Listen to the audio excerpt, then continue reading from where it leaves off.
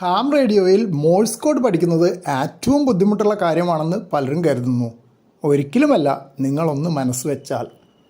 Ham റേഡിയോയുടെ ആദ്യ നാളുകളിൽ എനിക്ക് ധാരാളം DX സ്റ്റേഷനുകൾ വർക്ക് ചെയ്യാൻ കഴിഞ്ഞത് മോഴ്സ് കോഡ് കാരണമാണ്. അത് എൻ്റെ സിഗ്നലിനെ വളരെ ദൂരത്തേക്ക് കൊണ്ടുപോകും. ആദ്യം ഞാൻ ഡിയും ഡായും മാത്രമുള്ള ലളിതമായ കോഡുകൾ പഠിച്ചു. ലളിതമായ ഒരു ഓർമ്മക്കുറിപ്പ് ഉപയോഗിച്ച് EISHTMO